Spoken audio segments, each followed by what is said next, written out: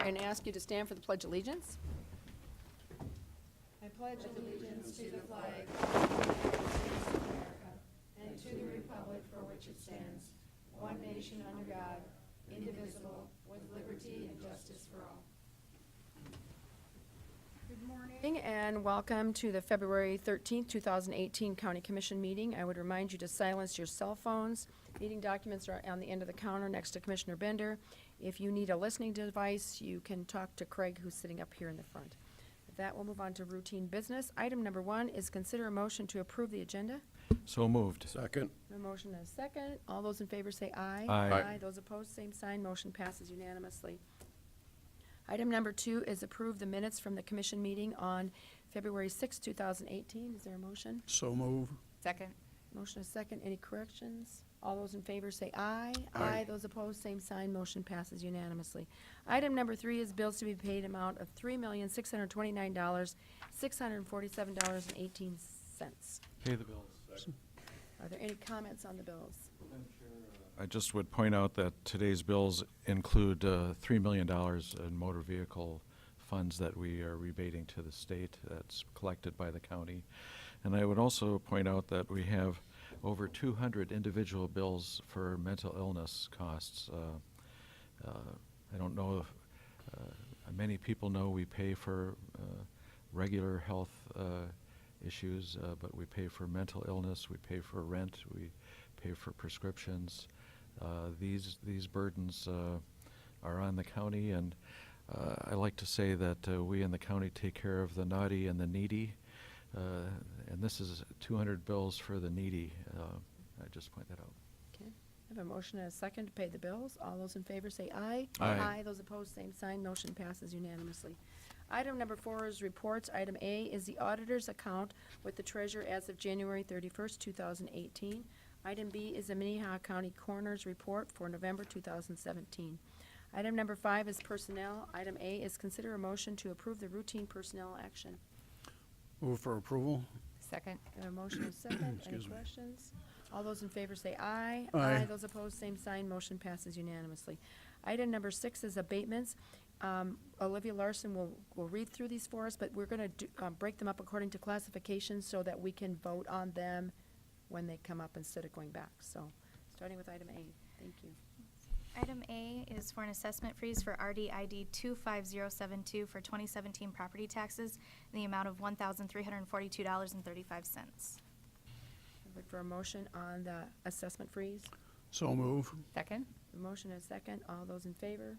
Aye. Those opposed, same sign. Motion passes unanimously. Madam Chair, I just, Commissioner these came to us on this report looking differently than normal. I guess the normal paperwork must be somewhere there as well, but This is the new update to our software. okay, So thanks.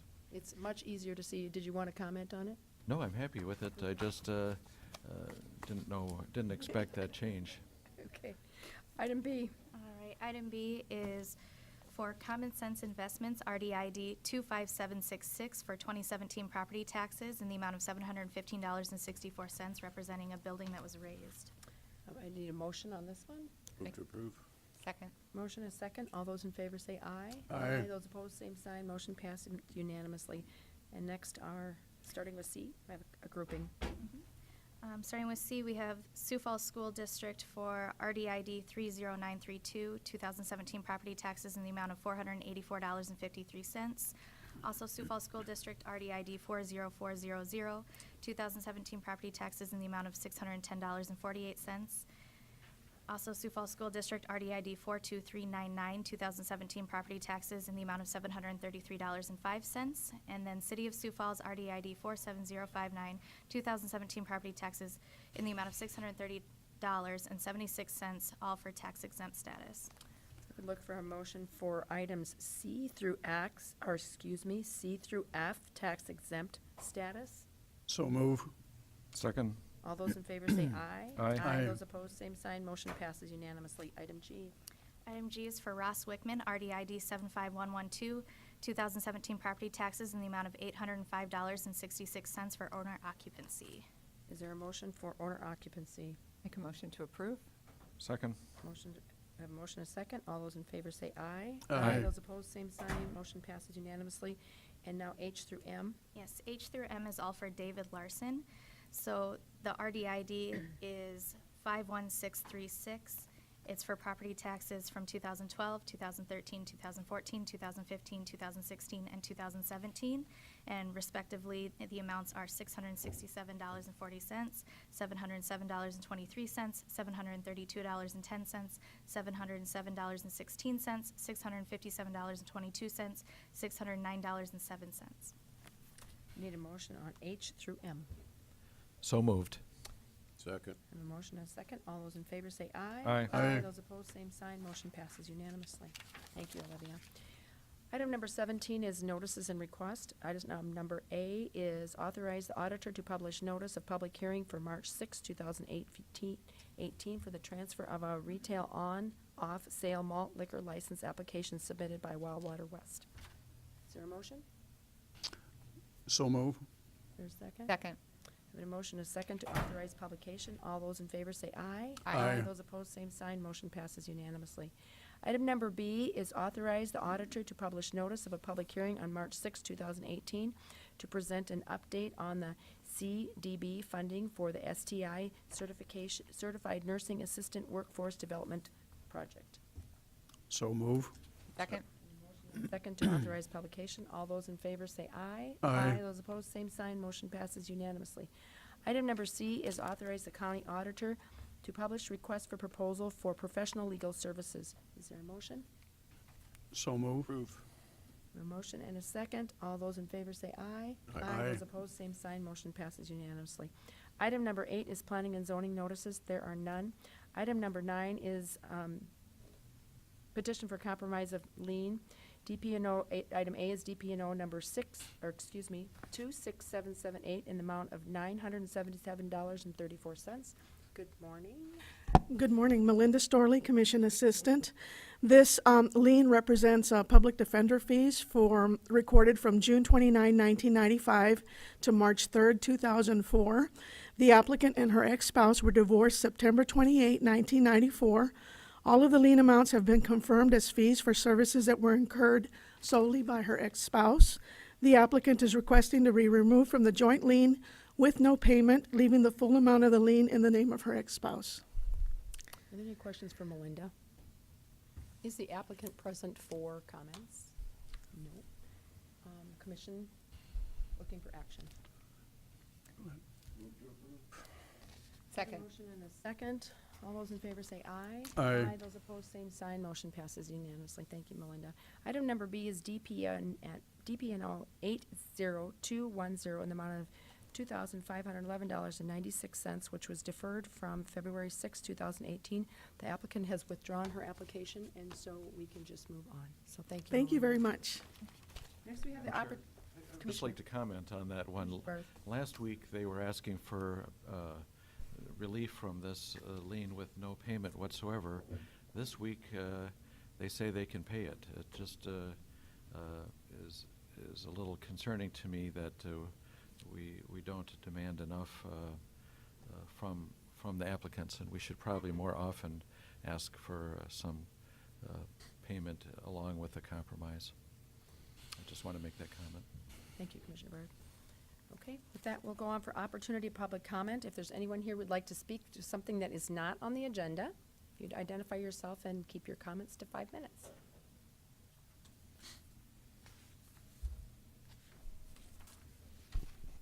Good morning, Bruce Danielson, Sioux Falls.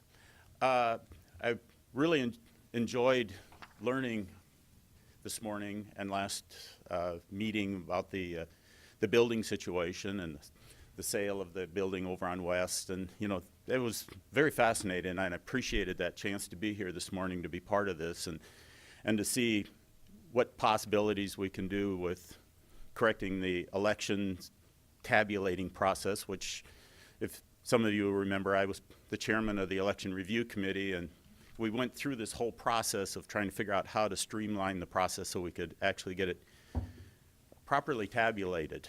And so I appreciate the effort that you're all going through being here at 7:30 in the morning to discuss it.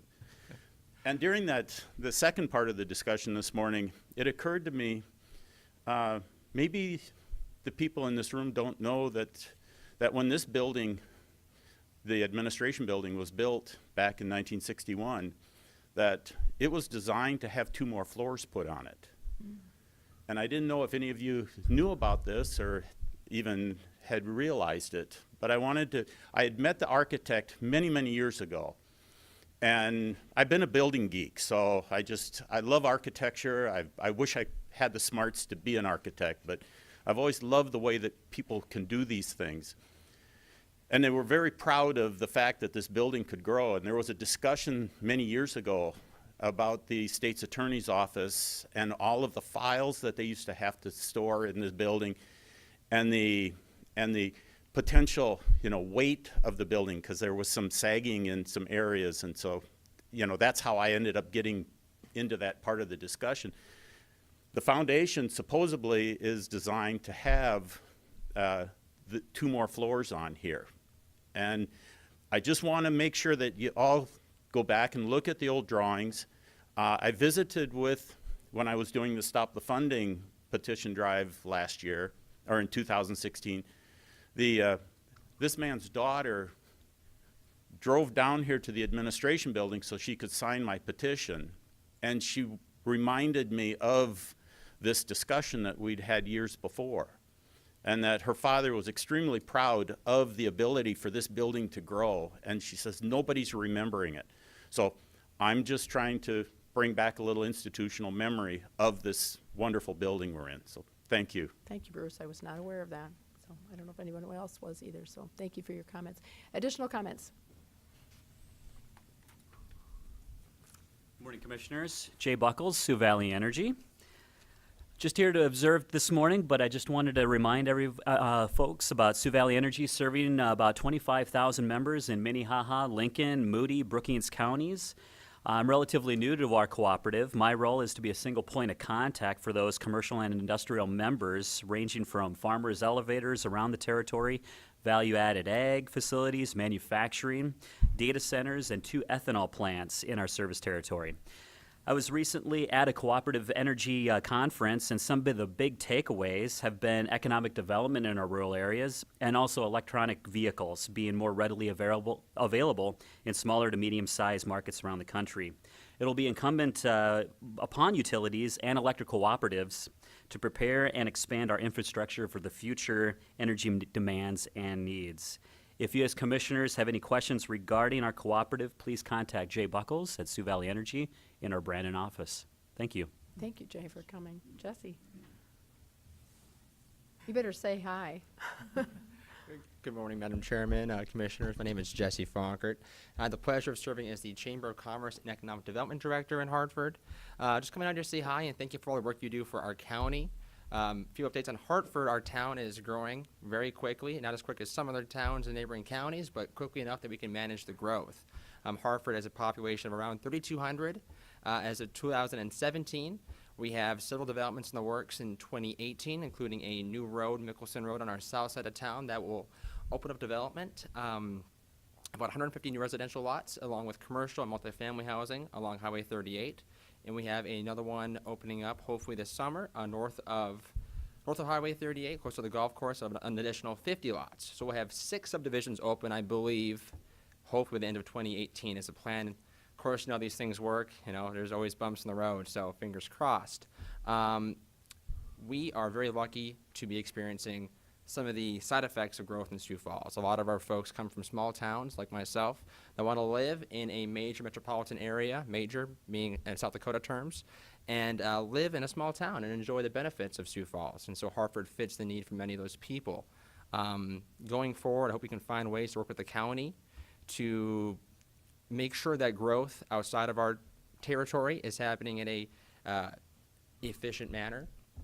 I know our Broward edition outside of, I shouldn't say the county's Broward edition outside of Hartford is been a trouble spot, I believe, that Commissioner Barth has talked about before. And one problem we've kind of seen happen there recently is this is kind of weird to say, a junk dealer or a car junk, I don't know the exact term you would call it, a junkyard is being formed out there right now. And I know our city administrator contacted the commission or the staff here about that problem. I don't know if there's been a permit that's been filed on behalf of that person or not, but our city was not aware of it happening until we drove out there and saw the cars being hauled into that spot. So one thing to be on your table, I know you want to see that place cleaned up. We do very much as well, and I think we can find ways to do that together. So any questions you have for me? I don't think so. Thank you, Jesse, Madam for Chair. coming. Commissioner Barth. Thank you for coming, and certainly the Brower subdivision has been on my periphery of awareness these many years. And there does seem to be some opportunity for the road district there to take charge of it. I know I've had complaints from people who are paying taxes for the road district. But you're also talking about building another road south of town there? Yes. Does that go west from the county highway then? So what'll be happening right now is at Mickelson Road, which is on the southeastern border of Hartford. Part of it is gravel, part of it is paved. And so this is all north of the interstate Okay. still. And there's housing development on there right now. So right now it goes from pretty much what would be our Western Avenue to Highway 38 on that southern portion of town. What's going to happen is that they're going to vacate some of the right-of-way on the eastern part of it and then take it down a little bit. There is a developer, Sam Aston Properties owns a development on that area, about 150 acres of land. I think it's about 150. And we will be taking the road into his property, and he'll be developing it out towards the southeast. So if Thank you you. see Hartford on a map, there's a little kind of chunk on the southeast side of it. That'll be developed out going forward. Thank you, Jesse. I'm actually going to be meeting with Jesse in the chamber this next week, Thursday, to have coffee at 7 o'clock in the morning. So thank you for the invitation. And We look forward appreciate it. to going. So Thank you so I believe much. Jay's going to be there too. So, all right. Anyone else for public comment? All right. For that, we'll go on with regular business. Item number 10 is a presentation by the Director of Information Technology Department, Monty Wattenbach, and you can probably talk about that new form we looked at today. Yeah, we will talk about that a little bit. Good morning, Commissioners. Monty Wattenbach, Minnehaha County IT Director. I appreciate the opportunity to give you an update today. We've got a lot of new exciting things happening here at the county. I'm going to try to move through this relatively quickly, so if you miss something, please feel free to ask questions. So I want to start off with just kind of a list of completed projects. So as you know, we developed the case management software for our state's attorney. That has been in place for actually a little over a year, but I felt it was right on the brink to at least discuss and talk about that. We're still doing some enhancements and modifications to that. Our focus recently has been related to the Zerker interface between Zerker Technologies and the state's attorney case manager, so we can electronically bring over documents into that system. And as we go forward, there's other enhancements and features. The civil group has asked us to make some changes to that so that it fits their needs, so there will be ongoing enhancements to that. The video management solution, which we refer to typically as the Media Manager, is a solution that integrates in with the state's attorney's case manager, the public defender's case manager, public advocates. So video that comes from patrol cars or potentially surveillance video from a store, what have you, can be loaded into that system. And the attorneys, their user experience is they open a case. That case has people associated with it, defendants, victims, and in that case is documents, video, court dates, everything that they need for that case bundled all into one solution. So those two different pieces, the state's attorney case manager and the video management solution, work together as one solution. Recently, then we've been dealing with how do we take all this video that we keep putting into this media manager, and how do we keep it long-term in case someone needs to refer to a video for, let's say, an appeal, years and years down the line. So we originally were trying to brainstorm how do we take video and delete videos that we don't think we're going to need in the future, yet maintain videos for someone that may come back on an appeal and we need to have that video. So we developed a way where we can, based on the closed date of the state's attorney case manager software, we can archive that video to what we call cold storage. It's really just low-cost, cheap disk that once it fills up, we put it into a secure location. It's labeled properly. The system knows what disk that video went on. So retrieving that video is very easy to do. And we've started that here several months ago. It's worked very well. So it will allow us to, at a very low cost, keep all the videos that have been brought into that system. Instead of deleting those videos, we're just going to archive them out to cold storage, so that any point in time in the future, if state's attorney says we need to get to this video from this case that's 5 years old, we'll be able to do that. With my staff, we developed that media manager with the ability to archive, and that's, as we move forward, going to save a lot of money in those network storage costs. Next item on the list there, the property tax abatement application. We had a group of departments come to us here several months back, and those departments have kind of seen what we've done with other applications, and they've asked us to create an electronic workflow for the property tax abatements. So we developed that application, and it kind of works like this. Instead of those abatements physically routing from the auditor's office to equalization, to attorneys, to potentially the city attorneys, city council, back. If you can imagine that being a physical document going to all of those places, there's lots of opportunities for that document to get hung up, lost. It's underneath someone's pile of papers in their desk. So it wasn't a very efficient process. Now that that application has been developed, the whole thing is electronic. So as soon as the auditor's office is done with their task, they change the office that abatement is assigned to. That shows up in their dashboard. They're going to get email alerts telling them, hey, you need to go in and look. You have new abatements to attend to. They go in, look at the abatements. And most groups outside of yourself, they don't physically sign the abatement anymore. They electronically sign it. So our state's attorney's office, for example, they would look at the abatement, make sure that it's legally sufficient. They mark it as legally sufficient. They can put comments in if they want, and they electronically click a button to basically acknowledge that they have reviewed that abatement. And then that abatement moves on to the next department. So it's speeding up the process. I hope you find the form better. I was a little bit concerned when Jeff brought that up this morning that maybe he didn't like it, but I liked it. I just didn't remember I was getting it. So anyways, after that gets signed, it's going to electronically, it'll be scanned into the system. It will be noted that it was approved or what have you with any comments that might be relevant. And then those abatements will live in the system where that documentation is there associated with the parcel. So anybody that opens up a parcel using the parcel manager, which is the next application on the list, would be able to look up abatements, or they could just look up a parcel, and as they're looking at that parcel, they could see if there's have ever been any abatements that have applied to that. So those two are tied together, the abatements and that parcel manager. Parcel manager is on this list. It is a current, and I have it listed here as a completed project. It will be a work in progress. But that parcel manager basically is allowing us to evolve off of a AS400 based system that has been in place for decades. There's a lot of things that are integrated into it. It's a very complicated system to evolve out of.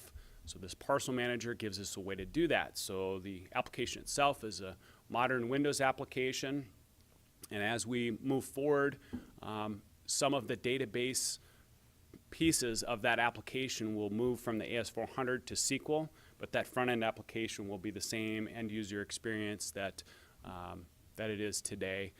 So right now that parcel manager really is just a read-only application other than the abatement piece, but with time that's where our departments will go to make any sort of changes that may relate to a parcel.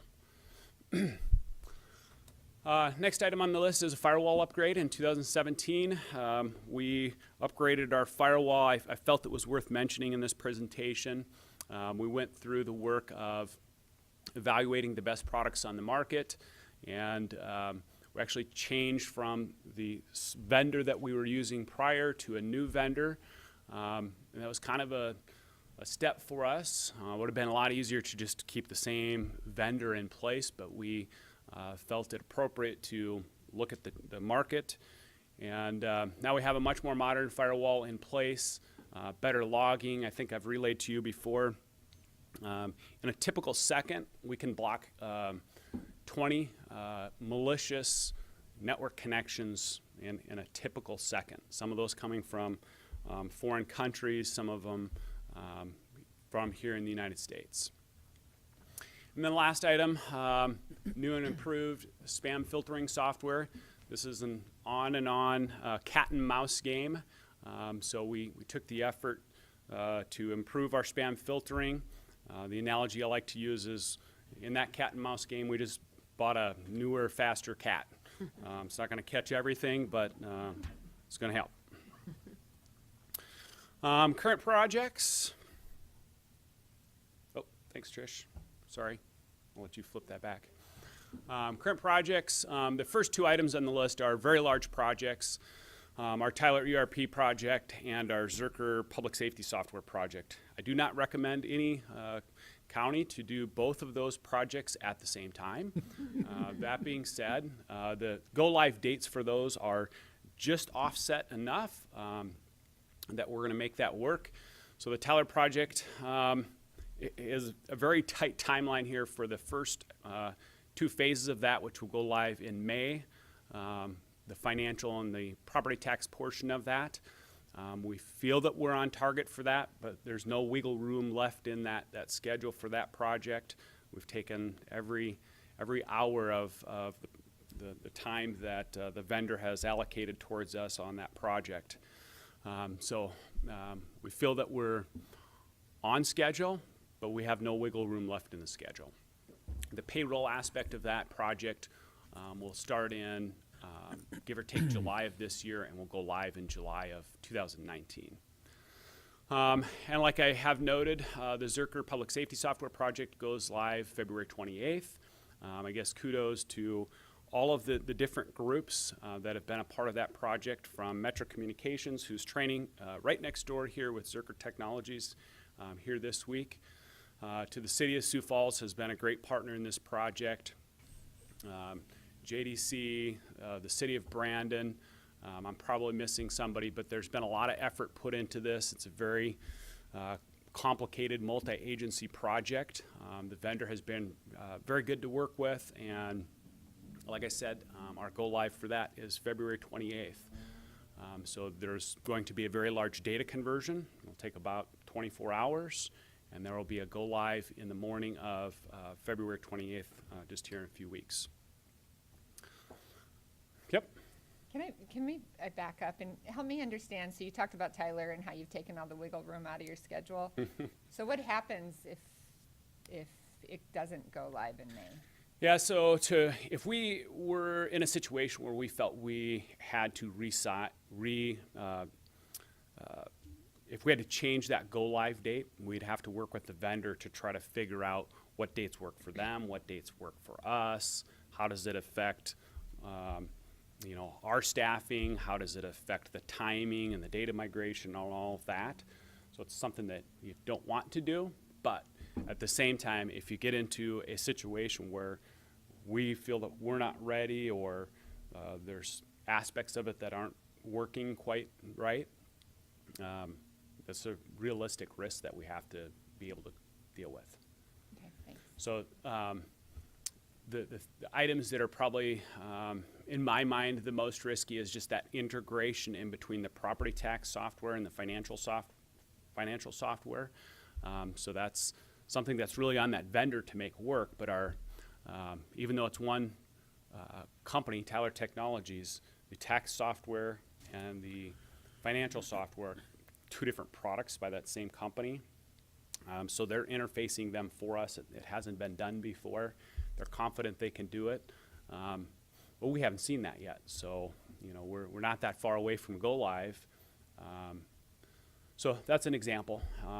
And with all these projects, there are risks. With the Zerker project, we could have a catastrophic ice storm on February 25th.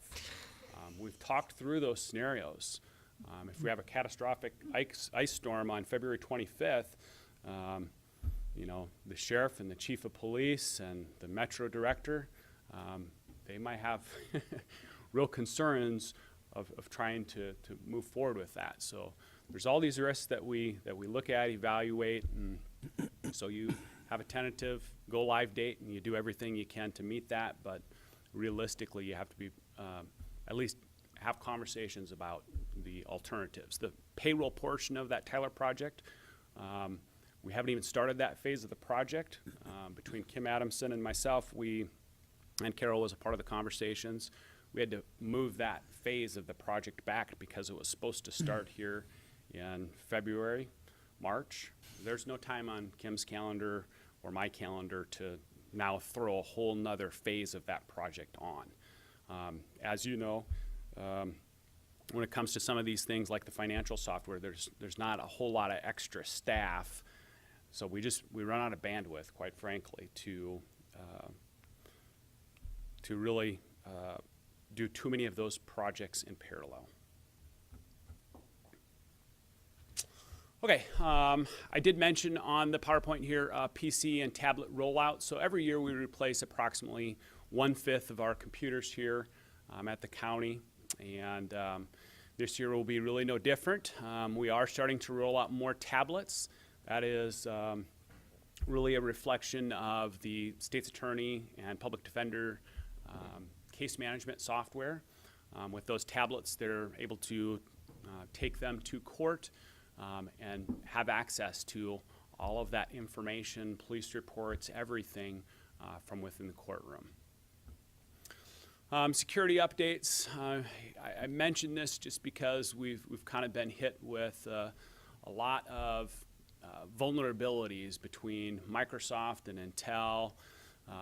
There's just a lot of time and effort that's going into patching Windows computers and coping with those security updates. So it's nothing that we can really push to the back burner. We have to keep working through those things along with the other projects that we have. And network infrastructure, I mentioned this, just because we kind of start taking network infrastructure for granted, and we really focus on the applications. But the network infrastructure that we have in place and we need to continue to upgrade and maintain is critical for us to have a secure, reliable network in order for those applications to work. If we don't have a reliable infrastructure, then we're not going to have reliable applications. And I could give you a screenshot about having 99.999 something percent uptime. To be honest with you, I don't know how many nines we have, but I will tell you that we have very reliable network. We don't have major network downtime here at the county very often at all. Future opportunities. I kind of just listed a few applications here that are on the top of my mind, some of the bigger ones. So we still do have a couple of large AS400 based applications, one of them being our lien application. There are really not vendor products out there that do what we do when it comes to liens. That's an application I'm pretty certain at this point, as we've discussed it internally, that we'll end up developing because there's really not that many solutions out there. Highway cost accounting solution. Ideally, up front we were hoping that the Tyler software would have met their needs, but the Highway Department was part of those presentations and that RFP process, and for various different reasons, highway cost accounting it's just more unique and is going to need a different, unique solution for them. It remains to be seen if that will be a purchase solution or in-house developed. Right now, we don't have the bandwidth to really go down that road at this point. The PET application I mentioned is just another application that we'll have to rewrite. It was written in Microsoft Access. Every time my techs put a new version of Microsoft Office or Windows on those computers in the planning department, we have to kind of babysit that thing and make sure that it behaves properly.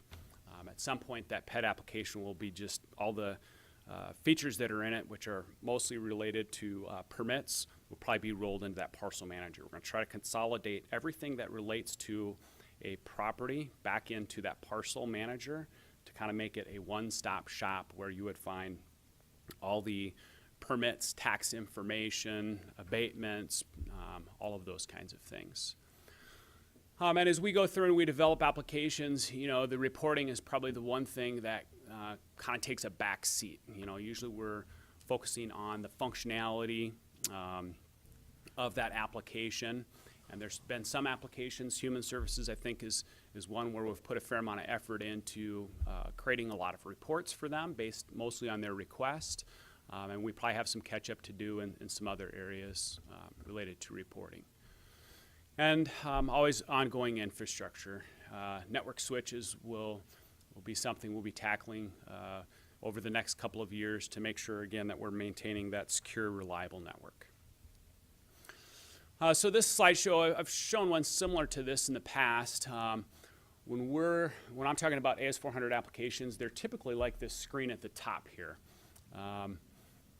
Sometimes they might have a little front end that makes it a little bit more user-friendly, but those applications run on a IBM solution that is the hardware operating system database, and then this client application, which our younger workforce that comes in and looks at this screen on the top and they don't even know what to do with it. But we also have employees here at the county that have been here for decades, and they can type tab through these applications very fast, very efficiently.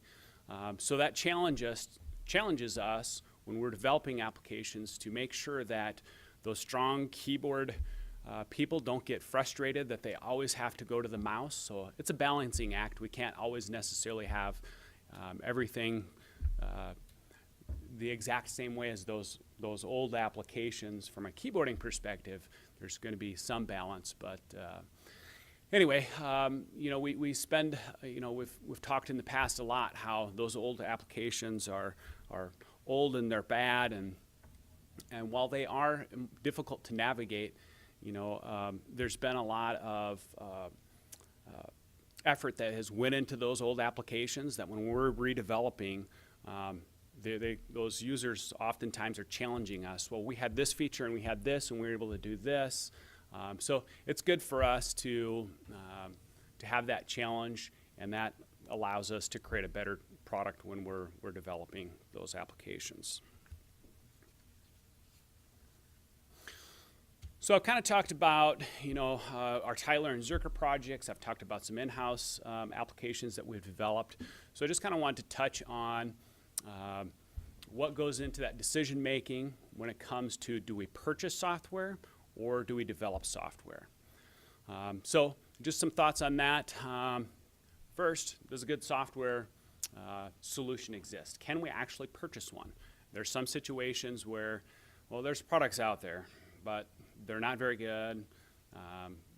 Migrating data is going to be very difficult because their database structure is so much different than ours. And in some situations, like our lien application, there's just not products out there that do that. So in some situations, we have to develop it because there's just not something out there. So when we're looking at those vendors, do those vendors have a large market share? Do they have good references? I've got a lot of government news groups that I'm a part of. It's pretty easy to work with those, go into those news groups and kind of throw out those questions to IT folks from around the nation that work at other cities and counties to try to get an idea for what is working for those other governments and what isn't. So that's another way in which I can go out and get feelers for those applications. And then the next item there, can we migrate data from our legacy system into a new application? I kind of inherited a situation when I came here at the county where there was a solution that we weren't going to be able to migrate data. The application itself was very disappointing. It was kind of unstable. It was a small company. It was a bad situation to be in. We're not in those kind of situations anymore. I take a proactive approach on trying to determine, you know, what's the best approach. Developing it in-house, purchasing it, if we're going to purchase it. I ask these various different questions here and try to make the right decision for the county moving forward. And being able to migrate data, almost all of the applications that we're developing, if there's that AS400 data, we're migrating that data into it. You could take, for example, our public safety software. When the city and the county put that in back in 2004, data was not migrated. So between 2004 and now, there's people that still go back and look at that historical public safety information that's 2004 and older. There's still folks that are doing that today. Some of the folks from the police department are still going back. So for that very specific reason, when we're developing new applications like we did for state's attorney, we have to migrate their data. It's not good for them and it's not good for us if they have to go back into that old system to look up people, charges, any sort of history that they might want to look up. So it's critical for us to move that information over into a new system. And to be honest with you, it's easier to do in an in-house developed application than it is in a purchased application. In a purchased application, well, we don't have this field. Well, we don't have that. Well, the database design might be just so different, where we can customize our application and bring that data over. And back to the New World stuff, we're still dealing with that challenge of those users wanting to go back and look at that pre-2004 public safety information. Okay, and then how resource intensive is the vendor solution? To be honest with you, most of the vendor solutions we look at, they require 2, 3, 4 servers. When we're developing applications, it's a client application and a database in the back end. So from my perspective, it's a lot more efficient typically how we're doing it. Regarding the in-house skill set, we have the in-house skill set to develop software. We're fortunate. The county has for years. It's evolved a lot in the past 7 years to developing in Windows applications. For small counties, that's probably a really big step up to developers. For us, we've had those developers for a long time. Like I said, they're evolving, and it's been a lot of fun to watch over the last 7 years. A couple other considerations as far as risk going along with in-house development.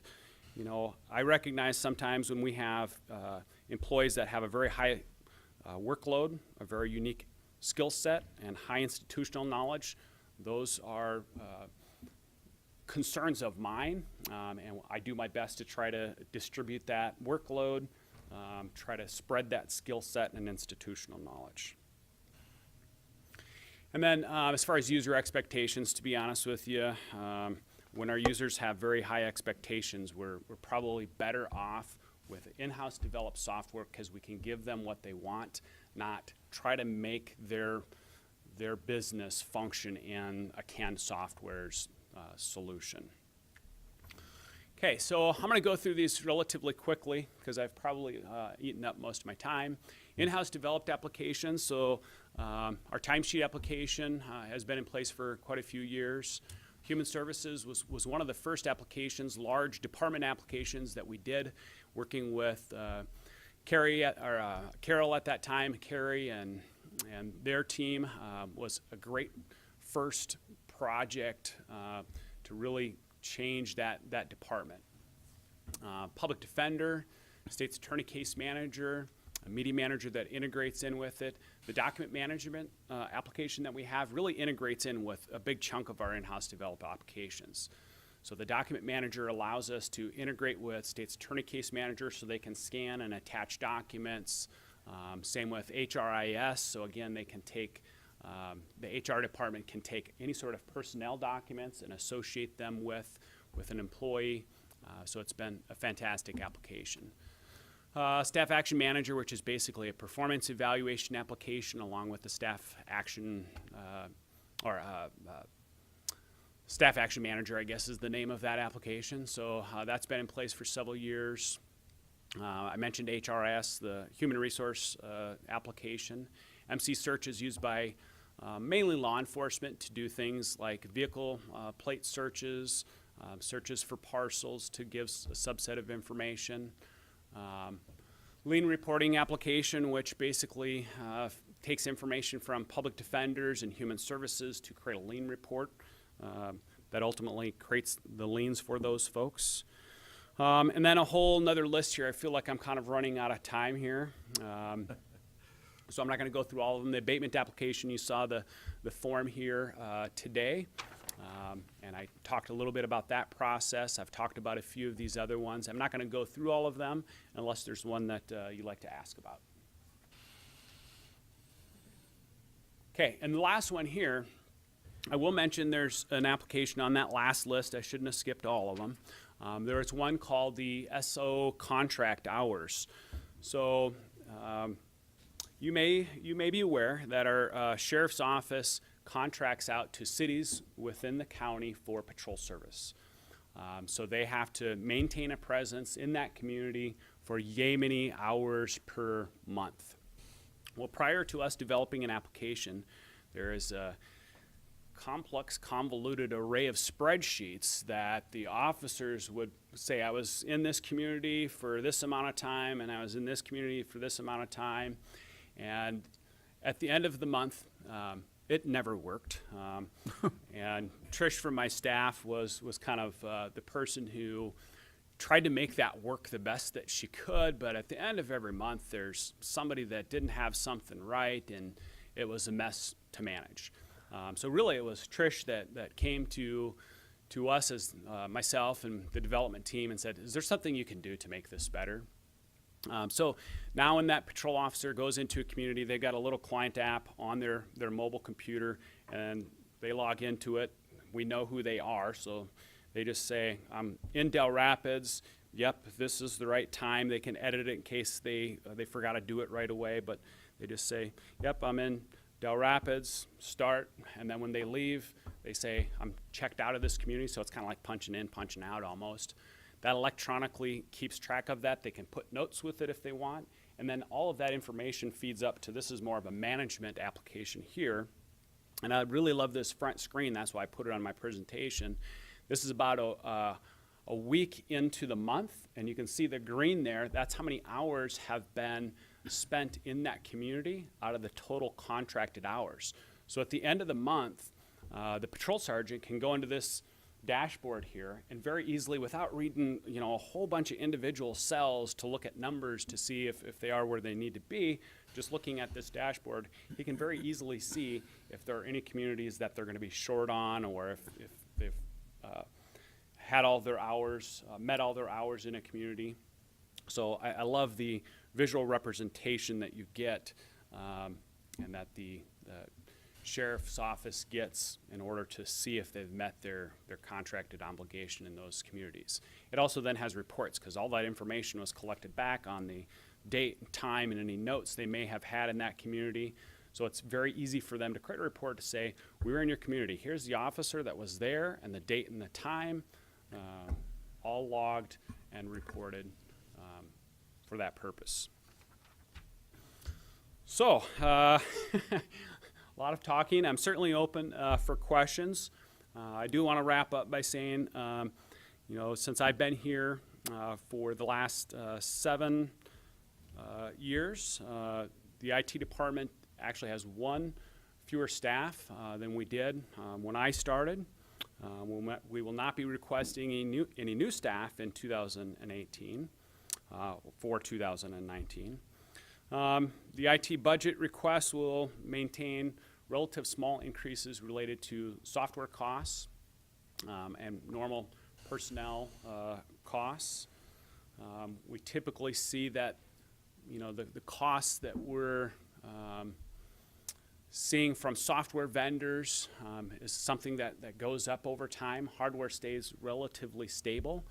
So that's really where our increases in cost come from. It's just software, whether it's in-house developed dealing with staff, or whether it's purchased software, everybody's paying that increased cost for employees. But when it comes to hardware, it's relatively flat. Any questions? Commissioner Bender. Monty, I don't have any questions. First of all, I wouldn't understand your answers anyway. So, more importantly, I've had I'd say the privilege of working with him as a liaison for a number of years, and his leadership and his team are incredible. I mean, if you think about all the things that he has on his plate, all the things that he's done to bring efficiencies and labor savings and maintained operations over the years with less people, it's pretty incredible. And not only that is when everybody else is talking about cybersecurity and Russians and whatever else they want to talk about, or the system goes down and payroll doesn't work, that's when the phone starts ringing and the Metro people can't answer calls and all that kind of stuff. He has kept all that together, and we're really fortunate, and we don't get to tell him that very often, but we're really fortunate to have him here and the people that he works with as part of that group, because what he's done is frankly awesome and incredible. It occasionally can be boring when I'm talking to him, but more importantly, it all works. And that's a high compliment as I can give you. I can't think of anybody else I've ever worked with that can do all those things with less people and accomplish more and then have such a significant benefit to the county. So thank you. Thank you, Commissioner. I'm going to pile on and echo that. Go ahead. I mean, you and your staff have just been fantastic. It's evident from what we can look at. I mean, we can have all the data in the world, but unless that data makes sense, it just doesn't go anywhere. I checked February 25th. The forecast looks okay. That's So that should be, you didn't curse yourself, hopefully. So that should work out too. And when we talk about the data and everything that IT does, and we talk about collaboration between governments, I mean, that's what it all comes back to, all these different systems that need to talk to each other, and it's a mess if they don't. So appreciate your work, and keep it up. Thank you very much. And also, I wrote on here to thank you for your leadership. Monty came just before Gerald and I came, and a lot of things have changed in the last 7 and a couple months. Since we came, we had a kind of a mess for we're getting the ERP system to update a lot of our software, and I know that was a huge fear when we came in, and the budget was already a mess, and we had no money to even pay for what we were going to move forward. And you look back 7 years now, how much we've done. We've gone from stacks of paper every commission meeting to an iPad with our material, which is at home. And I mean, you think of the efficiencies and the amount of money we've saved in some of the different software developments that have happened here, and it's been extremely exciting for me to see what the county has done. And I'm the same with Gerald. I don't understand it all. When you talked about shelving, when I was your liaison, I'm thinking he's got all these shelves. I said, where are these shelves? So it tells you how much I understood. But I've learned a lot, and I appreciate what you do. So thank you very much, and thank you for your presentation. Yep, thank you, Commissioners. I appreciate the opportunity, and it has been a lot of fun for me, too. Yeah. Thanks. All right, with that, we will go on to item number 11, which is consider a resolution for legislative support for House Bill 1294 and House Bill 1308 to address the impact of alcohol on local and state governments. Jeff Barth. Madam Chair, Craig has helped me write up a resolution on this. I think most of you know that I've been a long time advocate for increasing the taxes on alcohol, especially to cover our costs as a county. I can say that I am not the originator of this thinking. When I came to the commission, Carol Tweet, Ann Hayek, Jim Zweep, the others had already done this and already pushed this without enough success, alas. Another organization, not the counties, an organization I'm part of, the South Dakota Alcohol Policy Alliance, found sponsors for these bills, and we've got them in the legislature this year. And my hope would be that we could pass something in this area, and the support of our county, other counties, Lincoln, Pennington, whatever, it seems to me to be really part of the key. My hope would be that the sheriff would support it, that the State's Attorneys Association would support it. We don't have the money to treat people for these addiction issues. We put them in jail, we put them in prison. They don't come out any better. They've just come out after a long period of hopefully abstinence, but it's not enough to fix our problems. And our jails are full of people who used alcohol as a gateway drug to their abysmal lives that they currently have. And I cannot say everything. You've heard me rant on this in the past, and I could certainly go on. I would be happy to be voted out as county commissioner this November if I could stand on the mountain and see the promised land where taxes are equalized and people are who drink are paying for the cost of that product. Right now, we are subsidizing the liquor business with property taxes. If it was even neutral, if it was even where the cost of alcohol in our community was covered by alcohol, it would be more than 25 cents a drink. It would probably be more like $1 or $2 a drink. And this is just a modest effort. 2 years ago, Senate Bill 2 gave us a share of alcohol excise tax money, giving Minnehaha County $600,000. We probably need $12 million to cover the costs of alcohol in our community. And that still wouldn't give us the money we need to do the treatment and mental health coverage that we need. Few people do methamphetamines first. And we talk about the drugs causing so much crime in our community. That's absolutely true. But locking people up has not worked, and we need to do a better job. I would ask my fellow commissioners to support these bills as we go forward in our legislature, and please cut me off here. Commissioner Barth, would you kindly read Minnehaha County Resolution 18, and then we can vote on that one, and then we can have you read the other? No? Do you want me to read the first resolution? I'm looking to Olivia here. Oh, sorry. It's not. It's not me. Resolution 18. We put numbers after it's approved. Oh, okay. So if you would read the resolution, in the first one in here, and then we can vote on the first one, and then you can read the second one. MC 18?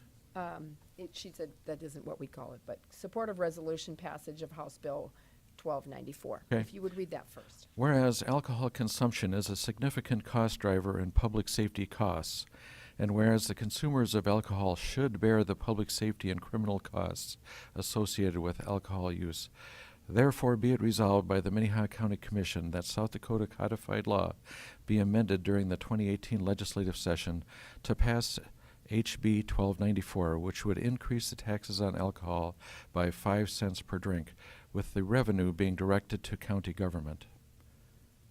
Do you want the supporting criteria? I think so. You have to read the whole Please. document, I believe. Justification for the resolution. Alcohol consumption is the cause of many public safety and health-related costs borne by county government.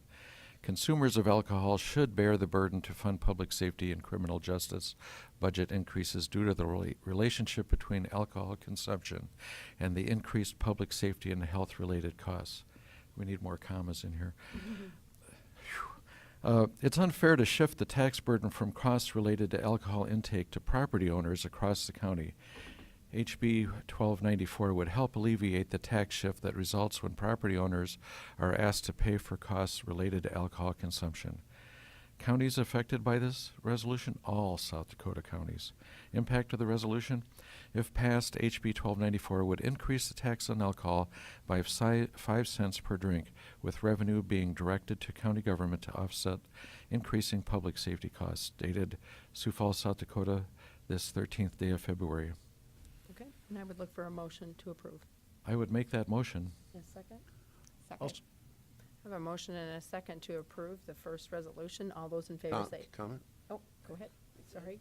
If I could, first of all, Commissioner Barth, thank you for bringing this, and I'm sure that there's somebody out there, or more than a few people out there, that could poke all sorts of holes in, what's a drink, and define this and define that. But it's a start. I mean, it truly is. We look at our public safety costs, part of our budget going up by, 10% a year just about to take care of a lot of the issues that are created by this. So it opens a conversation. We've all been places and traveled.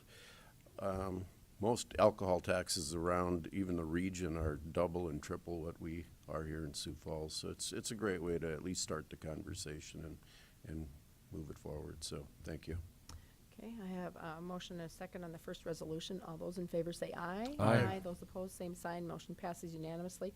Commissioner Barth, I would have you read the second resolution, which supports House Bill 1308. You want me to read the second one too here? Let me find it here. If you can't find it, I can do it. I've got it. This is supporting the passage of House Bill 1308, which increases the excise tax on alcohol. I'm looking at the wrong one again. Sorry. They're both the same. It says the same thing here, though. It's got to be 1308 increases it It's not listed here. Do you have it, Olivia? 25 cents. There was a typographical error. Yeah, okay. So, I can read it. but is this the right one? Yes, this is the right one. It just, the top part is wrong. It's for House Bill. Is that right? 1308. 1308. Okay, okay, The House Bill number is correct. yes. You wanted Yes, me the to House, yeah, the House Bill number is Love correct, my and the voice. resolution is corrected, that alcohol, it's actually for 25 cents. would per drink. increase the excise tax on alcohol by 25 cents per drink. Yes. Whereas alcohol consumption is a significant cost driver for public safety and criminal justice costs, and whereas the consumer of alcohol should bear the public safety and criminal justice costs associated with alcohol use. Therefore, be it resolved by the Minnehaha County Commission that South Dakota codified law be amended during the 2018 legislative session to pass HB 1308, which would increase taxes on alcohol by 25 cents per drink, with revenue being directed to state, municipal, and county government. Supporting criteria. Justification for the resolution. Alcohol consumption is the cause of many safety and health-related costs borne by county government. Consumers of alcohol should bear the burden to fund public safety and criminal justice budget increases due to the relationship between alcohol consumption and the increased public safety and health-related costs. It's unfair to shift the tax burden from costs related to alcohol to property tax owners across the county. House Bill 1308 would help alleviate the tax shift that results when property owners are asked to pay for costs related to alcohol consumption. Counties affected by the resolution, all counties. Impact of the resolution, if passed, HB 1308 would increase the excise tax on alcohol by 25 cents per drink, with the revenue directed to state, county, and municipal governments to offset increasing public safety costs and criminal justice costs. Dated this 13th day of February. Commissioner Barth, you want to make a motion I will make that motion. and a second? I'll second that. I have a motion and a second to approve the resolution on House Bill 1308. All those in favor say aye. Aye. All those opposed, same sign. Motion passes unanimously. I believe I mentioned last week that the State Association has taken this on as a lobbying position, and they will also be lobbying in support of this. So, all right, with that, we'll go on to the next item, which is item 12. Authorize the Director of the Facilities Department to sign a letter of termination with the current cleaning contractor's institutional services. Yeah. Carol Muller. Good morning, Carol. Good morning, Commissioners. Carol Muller, Commission Office Staff. Yes, Mark Krenz, who would be signing the letter, is not able to join us today to present this, which is why you have me in front of them. Several weeks ago, you authorized the publishing of an RFP for authorizing the publication of an RFP for cleaning services. That occurred. You've awarded that contract. You're working through that. And at this particular point, it is just to go through and terminate the contract with the current company that we have, which is ISS. Is there a motion? Make a motion to approve. Second. And a motion and a second. All those in favor say aye. Aye. Those opposed, same sign. Motion passes 4 to 1 abstaining, I guess. Item number 13 is authorize the chairman to sign a contract between Augustana Research Institute and Minnehaha County for pretrial service evaluations. Aaron Sirska. Oh, Aaron was just here. Carol, there she is. Sorry. I knew you were just here. Good morning, Erin Sirska, Minnehaha County Commission Office. Today I have a contract with Augustana Research Institute to do monthly, quarterly, and annual reporting, do data collection management, and then do an evaluation of the first year of our pre-trial going live.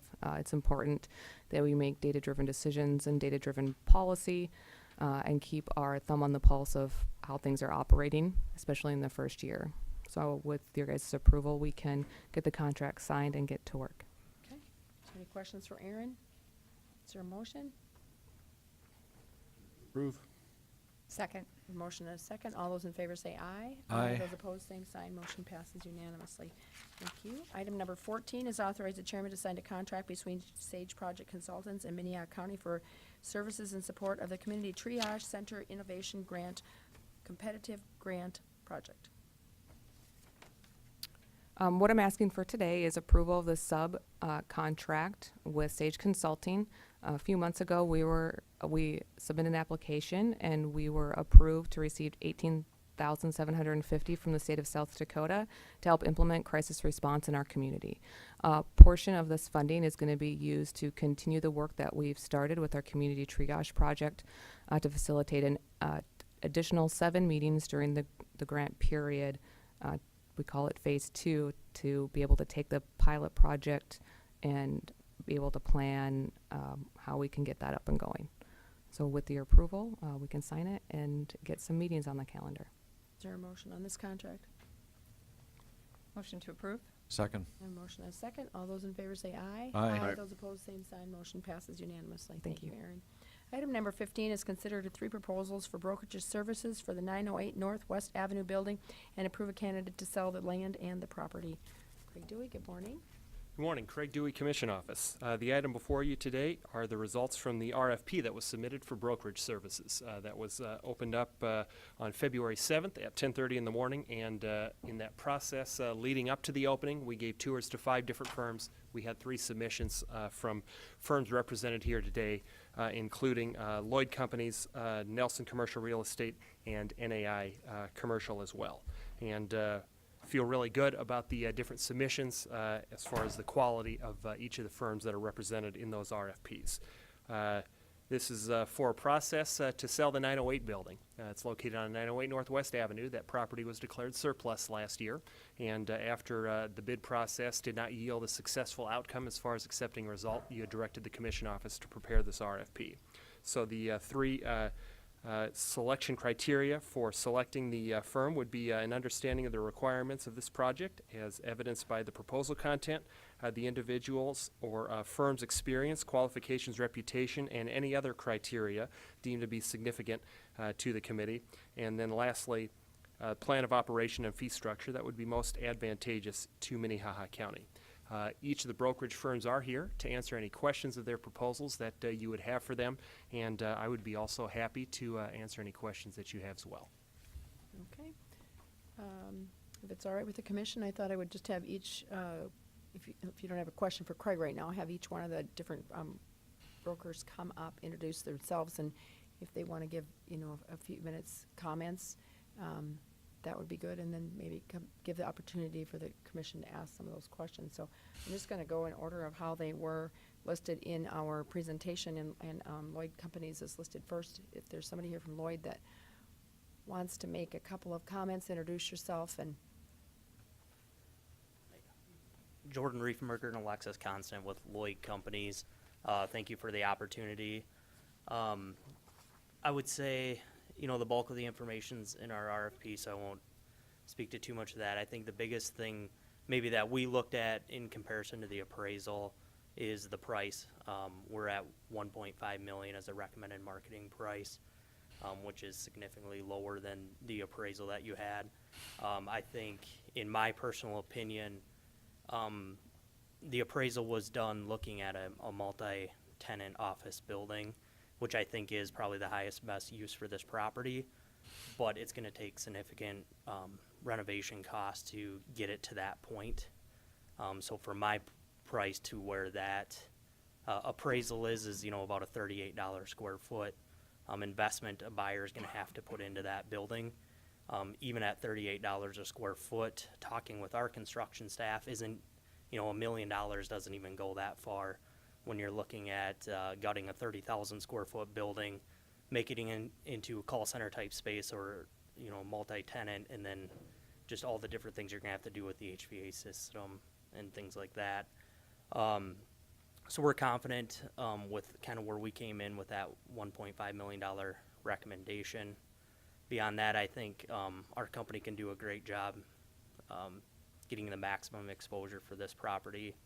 You know, we're a part of all the different listing services that you can have to get it out to not only local, potential local buyers, but national and regional as well. Any questions? Be happy to answer them. Do you have any questions at this point for Lloyd Properties? Okay, thank you.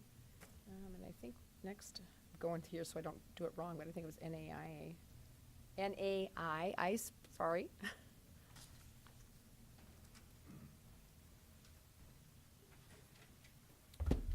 Good morning, Commissioners. Thank you for having us. I am Greg Brown. I'm Dennis Bresky. We are with NAI Sioux Falls Commercial, and we are excited to submit our proposal. We think there's a few things that set our team apart.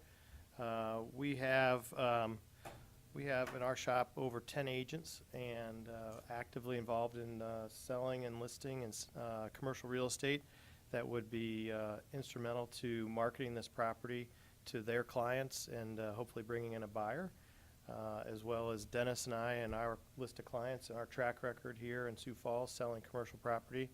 The other thing that we think is also important is NAI is part of we are the local affiliate here for NAI Global, and so we have a reach of over 20 other offices here in the 11 surrounding states. So we're going to be able to broadly market this property to folks that are outside of Sioux Falls. It's potential that the buyer will be from Sioux Falls, but we want to give it a broad exposure because it's a unique asset set up currently for a facility with daycare, with a gym, with classrooms, and rather than necessarily gut the entire thing, we think that having a broader marketing approach and bringing in an outside buyer might be beneficial. Dennis, you wanted to say a few things? I would just talk about, I think the first best user or buyer is a user buyer, someone that could use the building as it's currently configured. And we've had a few prospects. We have a few now that we're thinking about that we can get through there. And but it might be a partial user. It might be someone that just uses 10 or 12,000 square feet and they have their company or organization in there, and then they lease out the rest of the building. But an owner buyer is always a little bit better buyer than the investor buyer that Jordan was referring to in terms of what they're willing to pay. So hopefully we can identify one of those. That's what we will target, I guess, originally. Because Jordan is right, it will take an awful lot of money to convert it to make it an income-producing property and to have the numbers work with that scenario. But if we can find a user buyer that would live in there and have their business operate there, you know, we're hopeful that we can get a little bit higher number. Our estimate as to what prices we thought we could achieve were, I believe it was $1.8 million to 2.2. So that was our range of values, and that's, I think, the reason for the potential to get a little bit more is targeting the user buyer or an organization. You know, it could be something that's related to chemical dependency treatment again, or not necessarily that's what it was, but along those lines, some kind of behavioral health type of deal. We've had another juvenile service type of organization that had looked at it. So, but I think our team is the deepest in terms of experience. We have a lot of brokers and a lot of people that have a lot of experience, and we move a lot of real estate and have been doing that for a long time. We're a third-party brokerage company. All we do is list and sell property. We're not a development company. Our sole focus is to help various organizations and companies either buy or sell real estate. And so that's our sole focus, and we'll keep on doing that and hopefully have a chance to serve you. Okay. Thank you. Thank you. Questions? Commissioner Bender has a I question. just have one question. I probably should have asked Lloyd this as well. Would you guys be willing to exclude, you know, we had a sealed bid, so there was one buyer that came forward through that sealed bid. Would you guys be willing to exclude that entity from your listing agreement for a period of time? I never do a total exclusion, but we would do a reduced fee if that particular buyer were to come through, okay? And this is a quick story, I always tell it though. Early in my career, I listed a fourplex for $96,000, and the seller excluded one party. So then I brought him an offer for $96,000. He took my offer, went to the other buyer, and said, I'll sell it to you for 90 because I don't have to pay a commission. And he ended up selling it to the other guy, and I got zero, and I helped him sell the property. So I promised I would never do that again. But I have done it many times where we will do a reduced fee.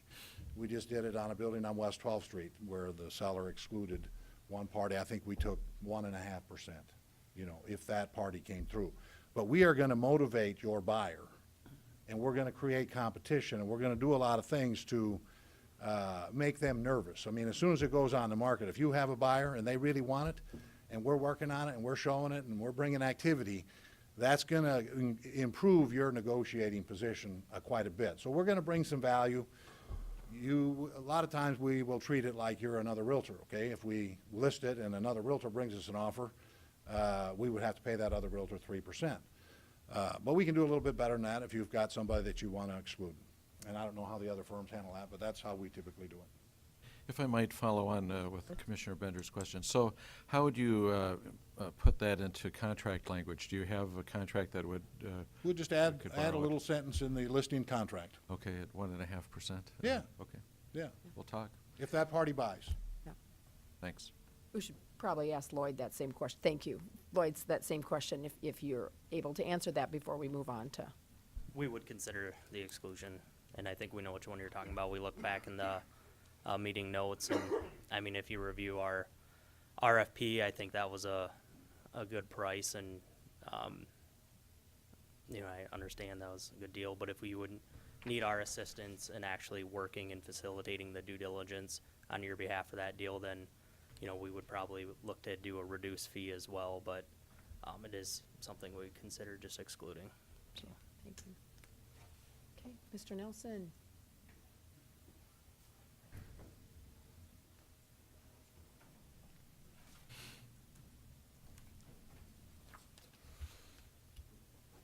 Hi, my name is Ron Nelson with Nelson Commercial Real Estate. Richard Thomason with Nelson Commercial Real Estate as well. Thank you for the opportunity, and kudos to the commission as well as specifically Craig for just kind of getting us to this point. It doesn't come easy, and sometimes what a greater frustration than put something out there and you get no response. So you've got what I believe is 3 excellent firms that have responded, and 2 of them are you know, very good firm. One firm stands out as one that's been employed previously by the county successfully, and that is our firm. To compare and contrast a little bit just about firms, because they're all good firms and you're going to do fine either way. We're all good friends. We work together. We had a blast in the room. I think they were closing the doors to get us to calm down because it got a little loud in there. But my first 20 years in the business, I'm starting year 33 in the business. First 20 years I was with 2 of the larger firms in town and had a ball, but at some point I decided that I wanted to go small. I found that it created a lot of stress for me as a firm. The one question as a broker that you ask to your clients are asking of you often is the proverbial, what have you done for me lately? And when you have so many listings, it becomes unmanageable and it creates a lot of stress. And I'm not suggesting that a large firm with a lot of properties listed is a bad thing. These guys have got great track records and success. For us, we just went a different direction. Our firm currently has 16 listings on the market. NAI has 183 and Lloyd has 120. And good for them if they were able to manage it. I found it difficult, and so that's a couple of just distinguishing features between us as firms. Again, each of them have great positive attributes. We look forward to the opportunity of working for you again. We, again, as I mentioned, had a successful outcome with the surplus land on the around the Sanford campus, where right now the county museum collection facility is currently under construction. Our approach to this property was similar, probably most similar to Lloyd's, in that we took a different approach, and that was kind of start with the end in mind. In other words, if somebody is going to buy this, there is a possibility that somebody could use it in its current state, although I believe that to be a remote possibility. And so what we looked at instead was how much is the top level that a group could have invested in this property versus just going and buying another building or purchasing a piece of land and putting your own building up. I came up with about a $3 million value, and looking at those, we were just debating in the conference room when we were in there privately how many dollars we all, in our opinions, thought it would take to renovate that building. And that's always a rather difficult number to, it's educated guesswork is about what it is, because different people are going to, finish it to different levels. But I kind of figured about that $3 million is the top end as to what somebody would want totally invested in that building, all in, after they've done all of their improvements. And so then kind of in that $1.5 million range, I thought would probably be the renovation costs. And so that puts us right in about that $1.5 million valuation. We put in here our suggested asking price of $1,650,000. And then the subtitle to that is our expectation is that it would probably sell in that 1.4 to 1.5 neighborhood. I think we provided a lot of data that supported that. And again, not being critical of the appraisal, just in our opinion, just they were looking for different things than we were. But we'd be excited about this opportunity and look forward to the opportunity as well as answering any questions that you might have now. Any questions for Mr. Nelson at this point? Gene? Oh, and the exclusion Yes. thing, Gene? Yeah. Yes. We've handled, all of us have been in similar situations. I have stories similar to Dennis, as doing this 30 years, you're inevitably going to. It becomes kind of on the client in terms of how you want to do it. We've offered reduced fees before, and sometimes a client is saying, you know what, we don't really need you for that. We've already established a dialogue with these guys, so all you're doing is adding costs to us. And so what we've done is said, okay, you go out and have at it, and let's just pick a time that we're all comfortable with, be it 60 days, 90 days, whatever. And, we just won't do anything. It's hard for us as brokers, we work, all of us, on contingency. And so you've heard these firms, and we do the same. You put tremendous resources on our dime out there, putting properties out there, and to have somebody totally excluded, what it does after you've been burned a couple of times is you just don't do anything with it. You just sit on it if you're not going to get any fee. Sometimes clients say, we do have this prospect out there, but we would like your help. And so at that point, we would negotiate with you, be it 1.5 points or whatever, kind of more carefully identify the scope of services that you're looking for from us, but we would absolutely kind of work and try to tailor something that is customized to how you want it, rather than just throw out a blanket percentage or a blanket number. Maybe you're just saying, take this whole thing over. Probably would involve a little higher cost than 1.5%, because having a name only is only the beginning. And I recognize these folks have looked at the property, they've made an offer on it, but there's a lot of work in putting a deal together. And so I think we would attempt to structure a fee structure that's commensurate with the scope of services and work that you would like, and including nothing if you decide that, we'll just talk to these guys direct for 60 days, 90 days, whatever. If that doesn't work out, then we'll turn you loose. So that would be the flexibility that we'd try to offer you. Thank you. Any other questions for Nelson? Let me just say, Commissioner Barrett? Madam Chair, Ron, I appreciate your comment there. Wouldn't the one bidder that we've been speaking about probably sit on their hands until they saw we were about to sell it to somebody else, and then they would jump in and say, we'll give you, a little bit more than we've previously offered. And so 60 days may not be you know, there may not be any visitors' vehicles parked outside that place for the first 60 days.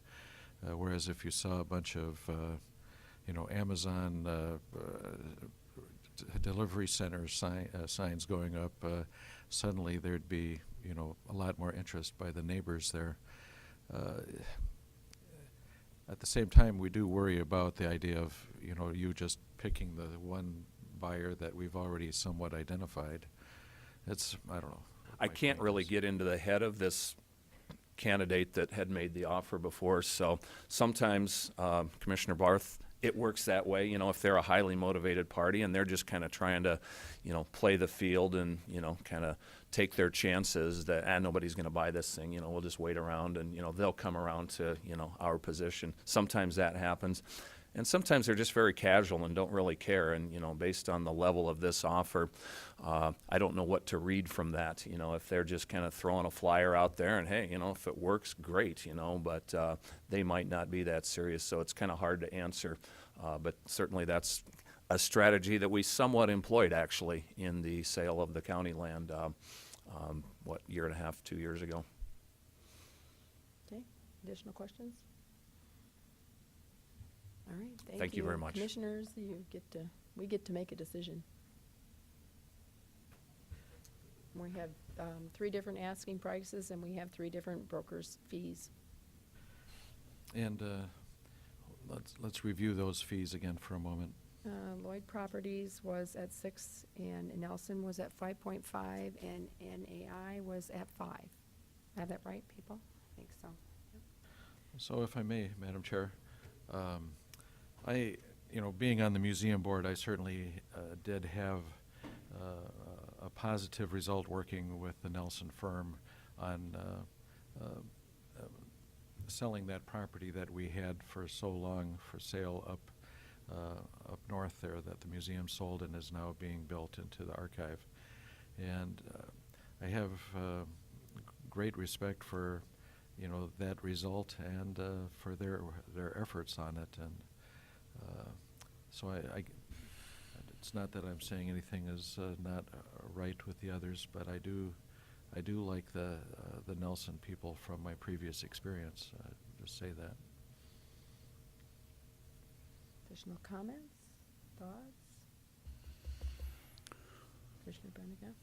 Well, I'll make comments that, excuse me, I, in my real life, have worked with 2 of these 3 firms. So, and all 3 of them have a great reputation. They're all well respected in the community. They're all good people. They all live here. But it's still a business transaction. It's not personal. I would prefer that we, after we got the RFPs, that we would do business with the individual group that has the lowest percentage and the highest market price. And that would be NAI at this point. Commissioner Karski? I would support that train of thought. It's not a motion at this time, I don't think. Well, I want to hear what you got to say before I get Okay. kicked. But along with Commissioner Bender, you know, the 1.5% seems like a realistic, if that already identified buyer comes to the table with an offer of 1.5% is a reasonable compensation for that. And, you know, could we have that 1.5% for 12 months? Commissioner Bender, have any comments? You know, I think we did have an opportunity to talk about this a little bit in our building committee, and so these folks have already heard my thoughts, but we were thrilled that we had 3 very highly qualified firms that were willing to make a proposal here today. I think that's a great option for us. It's always a little awkward to have these kind of conversations in public. But I think I'm fully on board with Commissioner Benega. You know, the best interest of the county, we need to maximize the amount of money that we can generate from this building. Obviously I have a little family history in the business, and you know, a listing price doesn't mean anything. What matters is what you sell it for at the end of the day. But a commission is a commission, and so I would have to go with the lowest commission offer at this time as well, with the reduction for the exclusion if we were able to do something in the next 12 months. And actually, I made my comments too in the building meeting ahead, and I was the same thing. I was on board with the 5%.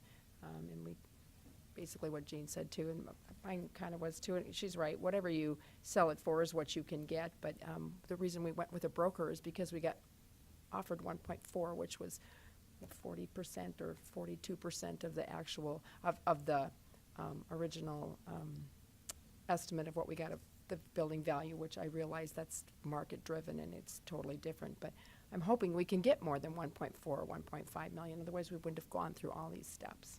So that's kind of where I'm at. So now I would look for a motion. Well, I will make a motion on the, what I stated before. I believe that it's in the county's best interest and the taxpayers, excuse me, best interest to take the lowest commission. I thought he took care of that. The lowest commission rate with the anticipation of the higher market value, and that would be NAI. Is there a second to that motion? I'll second it. I have a motion and a second. Any other discussion or comments? How do Chair, we I- amend the contract? Yes. I'm not going to support it at this time, but I certainly understand the reasoning behind it. Do we want to do a roll call vote then? Sure. Barth, No. Bender, Yes. Benega, Yes. Karski, Yes. Heiberger. Yes. Motion passes 4-1. And again, thank you, gentlemen, for your You all. presentations and for putting together these documents for us, and we greatly appreciate it, and hopefully we will get a good price. So, thank you. With that, we will go on to legislative updates. Craig Duty, item number 16. Just want to take a moment to thank the firms again for submitting the different RFPs, and I think the county would have been in good hands with any of the three options. But getting to the legislative update here, Craig Dewey, Commission Office. There's been a lot of activity at the legislature. We have a defined universe of bills since the deadline to submit bills passed recently.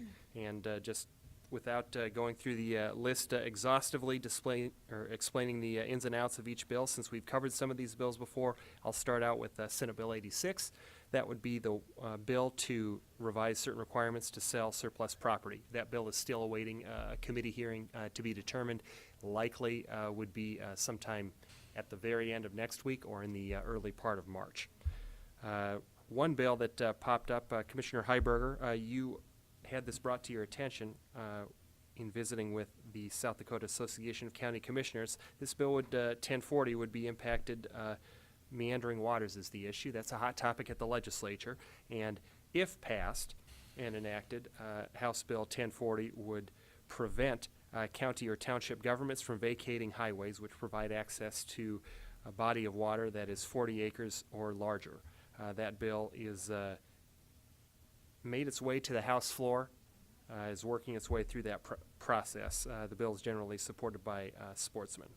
Another bill on the list here is House Bill 1076. That deals with authorizing townships, providing them with the authority to levy taxes for emergency medical services if they so choose. That bill continues to work its way through the legislative process, and if it has not already made it through the Senate vote yesterday, it should be on there today to get through.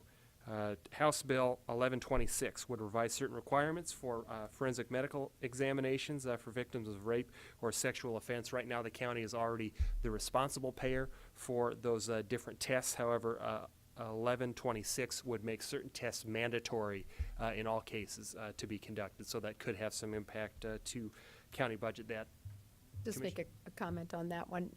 This is one that we talked about at our at the state board, and they just said that the gentleman who was bringing this forward, this bill, was very willing to work with other people on the committee to make sure that it wasn't going to get extremely expansive, and it just covered what needed to be. And the association felt like they could work with the committee on this bill. Obviously, this could end up with more expenses for the county, which is another unfunded mandate. And this bill has yet to have its committee hearing. so far. Next bill on the list, an update on 1157. That bill continues to work its way through the process, having passed the full House. If enacted, it would allow the Sioux Empire Fair to be able to collect sponsorship dollars from different alcohol licensees. There is a bill regarding county zoning boards and planning boards, House Bill 1247, and that could have a great impact on confined animal feeding operations in terms of when ordinances are changed. It could allow the Planning Commission or the County Commission to go back and retroactively eliminate a use that is currently grandfathered into that process. So that's something that, again, hasn't really worked its way through the process yet, but we're keeping an eye on. House Bill 1294 and 1308, I will circle back to those at the end because I have a couple of follow-up questions. And lastly, we'll skip over the next bills, except for Senate Bill 98. Just to let you know, the 911 emergency surcharge is continuing to work its way through the process. That one is taking a little longer, but generally there's been broad support, as you can see, in the 7-0 committee vote when it passed Senate appropriations. But going back to House Bill 1294 and House Bill 1308, as the Commission's lobbyist, I would appreciate any direction you could offer as far as the support that you would like to see in terms of advocating for those bills, whether it be on the ground here in the office or on the ground in Pierre. So Craig and I talked just briefly yesterday. I'm just wondering what the commission's thought would be on him going to lobby yet this week, although it's just Wednesday and Thursday, I believe, because was Friday a day off? I'm trying to remember our conversation. And Monday next week is also a day off Right. for state government because it's President's Day. The county will still be working that day, but state government also has Monday off. So our conversation yesterday was, how did we feel about Craig going up to Pierre? He would have to leave today and be there Wednesday and Thursday to lobby on behalf of the alcohol bills. So, Madam Chair, I think I didn't that- feel like that was a decision I should make. I felt that was a decision that we should make as a board. I think the committee that's, the bills are going to be in front of meets on Tuesdays and Thursdays. And so if it were to be on Tuesday the 20th, a day which I will be on the beach, I won't be able to be there in Pierre. I would really, really like to be there personally, but if we could use Craig as a resource to push it in that committee meeting, I would like that. I'm talking about this week, Wednesday and Thursday. He is going up next week. Okay. So Well, he'll I'm already not be sure. there next week. Again, it's not going to be in the committee. We certainly would be able to meet with the legislators or to lobby them. Commissioner Bennigan. I would strongly support your being there to not only inform, but also to answer questions and talk about the specific cost of what alcohol is costing us. You know, public safety right now is over 55% of the county's budget. And unfortunately with that, we've got a $46 to $48 million jail we're gonna have to build. And secondly, or thirdly, the whole issue of operating that jail hasn't even hit the budget yet. And so that 55% is going to be the lowest possible cost that we have currently. And somehow we need to inform people of the fact that the operational cost of that jail is going to be significant, and we need their support. I have no objection.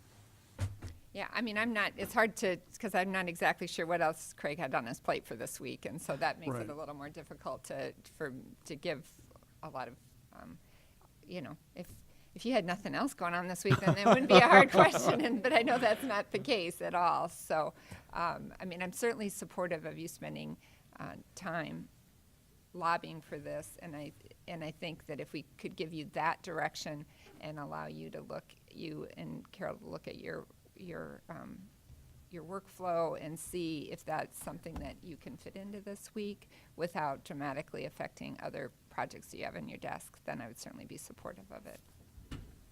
Appreciate that.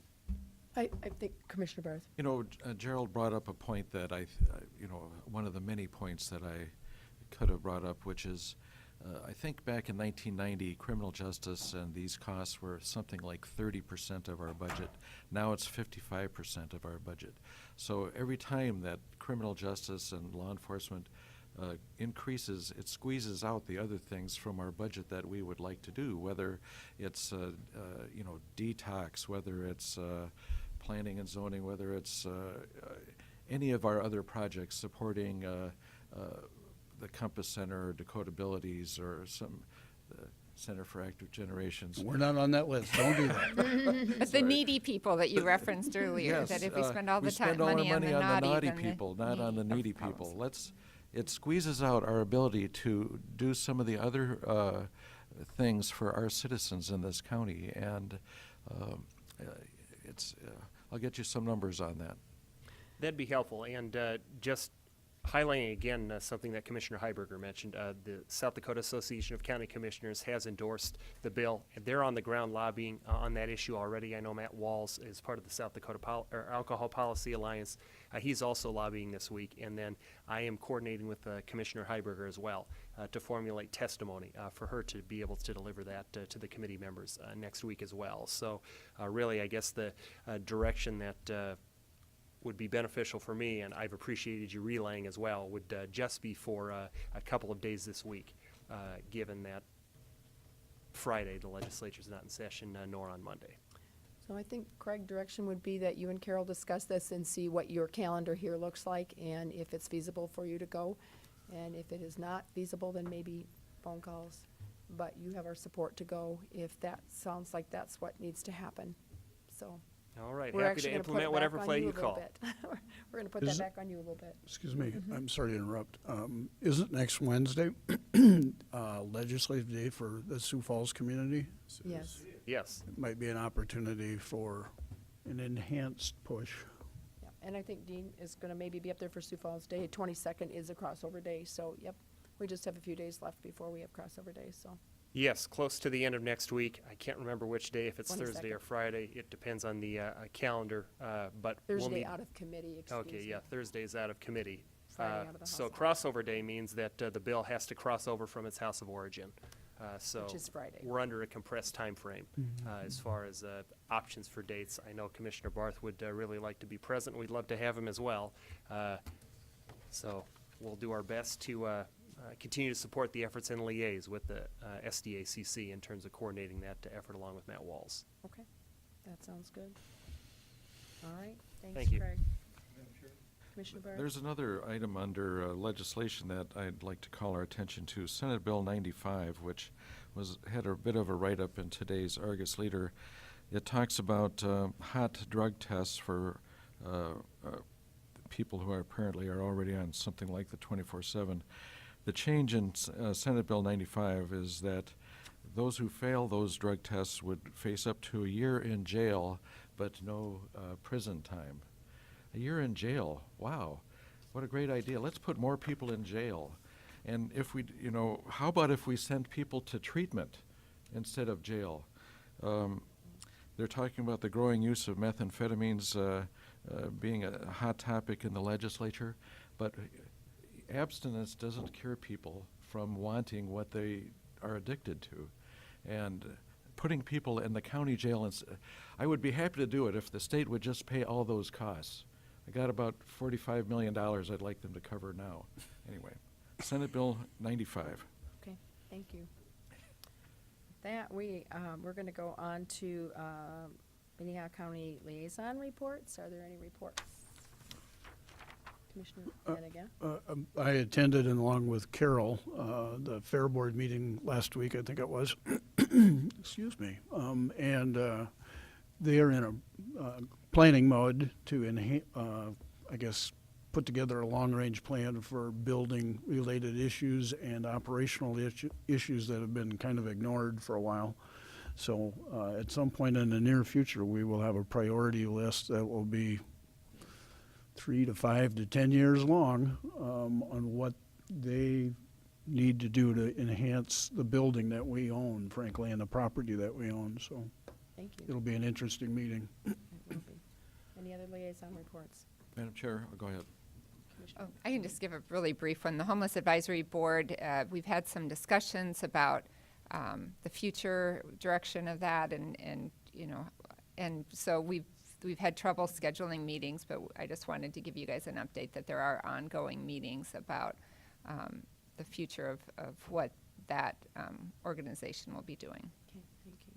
And we had an ambulance meeting with, working on revising our ordinance, and our state's attorney representative was there, and we made some good progress, I think.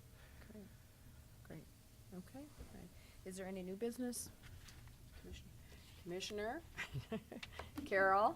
Commissioner Carroll. We used to call Good Ken morning, Carol Commissioner Muller, Al- Commission Administrative Staff. I'm looking ahead and appreciate the fact that you guys sat through a longer meeting today because we know that we only have 3 commissioners next week. So we've bumped a few things up. We're bumping at least one item back to the 27th when we know we'll have all of you here. I just wanted to make you aware of the fact that, yes, on the 27th, there will be a joint meeting. We had a change order come in for the museum.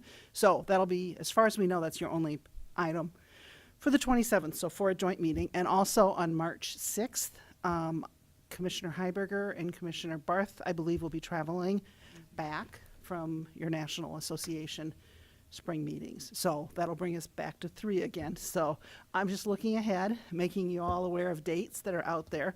And one of the other things that we'll be considering, right now I don't have anything for the March building meeting, but we're 3 weeks out, and anticipate that we would want to either move that up a week or back a week.